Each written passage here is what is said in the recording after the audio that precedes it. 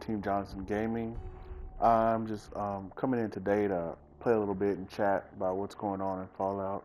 I'm about to tackle this mission. It's a pretty normal mission that they have, where they'll have a ghoul or a raider or something like that at your settlement. Well, this one right here is the I believe it's ghouls at Ten Pines Bluff. Excuse This me. is the one we're going to You're tackle with today. the Minutemen, right? What seems to be the problem? A pack of feral ghouls have holed up nearby, and some of them have started wandering out lately. If more of them start wandering out this way, we may be overrun. We need someone to clear them out. I'm on it. It's as good as done. I'll be glad to have them gone. Well, these missions right here are from the settlers from the other settlements that you run into along the way. These are good missions for whenever you want to come in, just jump in and play for a couple of minutes without having to really get into the story. Just something kind of like to get your experience up too. These are easy ways to get your experience up. Right now I'm playing on the normal difficulty. After I beat the game, I'll probably switch it to a harder difficulty, but I normally play most of my games on the normal difficulty that they start you off with. Unless it's God of War. I normally tackle God of War on the hard modes.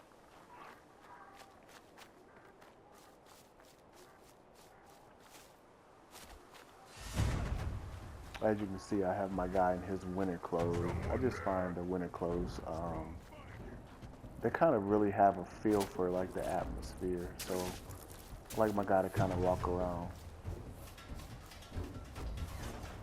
with these clothes on.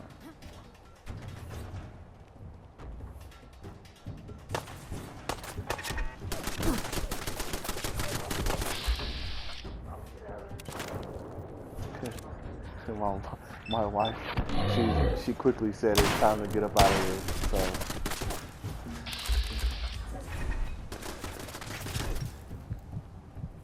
So that caught me off guard. I didn't think I'd be running into any fire on the way there. But this game is pretty unpredictable. A lot of the settlements that you do clear out, you know, they do respawn enemies from time to time.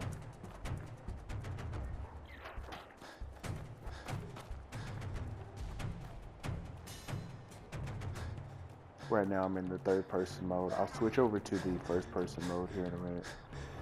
It's a couple of days after Thanksgiving, so we're still winding down, getting ready for Christmas. Later today we'll go pick up our Christmas tree and all that, but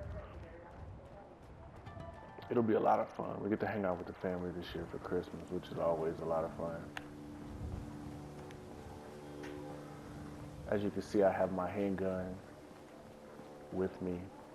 My handgun's called Dirty Harry because it just looks like the weapon that Clint Eastwood used in that line of movies. I didn't take the time to look and see exactly how far this mission was. I guess I can go ahead and fast travel to the Wicked shipping fleet lockup. Wicked, that reminds me of this movie we just watched, Maze Runner 1 and 2. They're really good movies if you haven't seen them. Obviously, just go check those out whenever you get a chance. Maze Runner 2 just came out on DVD, but that's called The Scourge. But the first one's been out for about a year or so.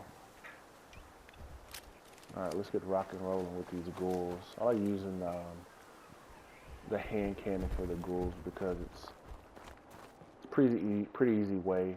I've come to know that just legging the ghoul and taking out their limbs is really the best way to go about this. These damn bloat flies are ridiculous. Explosive.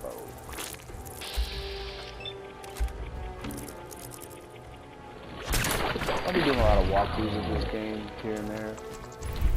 The way I'm going to try to approach the walkthroughs is anytime there's cutscenes, I will be quiet so that people will be able to enjoy the story. and I'll do my my dialogue during the times where there's no cutscenes and no gameplay moments that are going to ruin it for y'all. Looks like there was only one ghoul there, so not much of a mission, I should say. I guess I wiped them out the last time that I was in this area. I have been to that area before. And there was quite a few ghouls actually the last time that I went there. I spent a lot of time in this game just traveling around and exploring all the new settlements and locations that I possibly can. Yeah. Trash can Carla, what do you have Carla. for us? Back again? Time to do business? Yeah, let's I'll see take a what look, you have. sure. Here's what I got. I need some stem packs, which I normally don't buy. Also need some rounds for some of my. I definitely need the 10mm rounds. I use that a lot. Let's check out the stem cells. There's a lot of people just kind of walking around selling stuff here and there. I don't normally talk to them too much, but I just realized that I do need quite a few things because I did a walkthrough just recently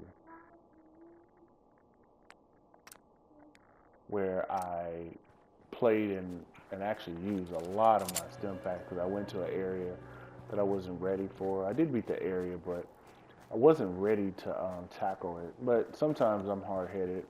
Just because I know I can't beat it, I will beat it.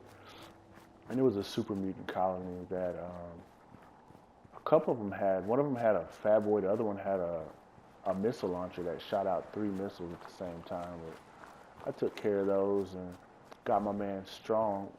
Got him this cool hammer that he has. This super sledge is what they call it. It's basically a rocket-powered sledgehammer. Does a crazy amount of damage. I don't do a lot of close hand-to-hand combat, so I don't use it. But I figured it'd be a good weapon for him to use.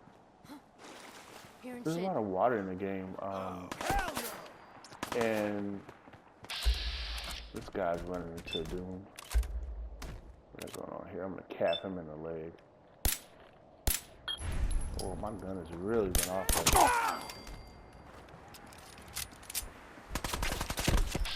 See if I can get a little head explosion. David Henderson, this one's for you. I love this game for stuff like that. You know, you can come in and play for a few minutes or play for a few hours. That's my issue. I'll get in here and I'll start playing, and I'll rip through 2 or 3 hours worth of play. And my son and my wife, they like to kid me about the amount of playing whenever I am on here that I actually do. But this game, like I said before, if you get a chance to play this game, borrow it from a friend, GameFly, or go out and purchase it for yourself, this would definitely be worth the $60 for your time that you're going to spend on this game. This game has hours and hours of content. So I've been probably playing for about 55 hours now. And I really haven't touched much of the story just because I'm one of those exploring types. There's a quarry over here. I love those quarries. They can get you in trouble. There's raiders over here. I know that for sure. I've cleared them out once already, but I don't mind taking out some raiders every once in a while. Think you can hide? Strong already took him out though. Strong's a beast, I like working with dog meat too, but anytime I tackle some of the harder missions, I like going in with Strong because he's. Oh yeah, this is the area I was at earlier where they tag team on me.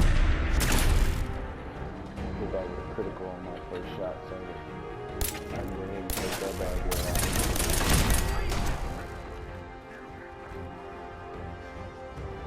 Yeah, dog meat's cool for finding stuff. He can actually get you a lot of things that are locked pretty easily because he can just go up and grab them. It's kind of a glitch that's in the game. This game does have a few glitches, but when you look at the size of the map, look at the content that's in it, you know, a lot of the loading is done in-game, so there's not too many load screens. When you see all that right there, you realize that what you've done is you've got you a huge game with a lot of content. So of course it's going to be pretty hard for you to go in and get all those bugs out. But over time, I know Bethesda, who are the developers of this game, they will iron those out. And also a lot of the people will iron out a few of the bugs with the modding, and they'll add a lot of new content themselves with the mods. One of the big things about this game is that they are adding the modding to this. Normally it's just a PC community, but they're adding it to the Xbox One first and coming out with the PlayStation 4 later on. But I like to see what kind of mods they have going on, especially with all the tech they have and the power armor. I'm gonna probably see some Iron Man mods off in there, some Mark 45. Took care of those ghouls that were giving you trouble. You did? I'm just going That's ahead and great finishing up news. this mission, and they're gonna have me travel over to. They always have you travel back over to your original settlement, which is Sanctuary, to talk to Preston Garvey to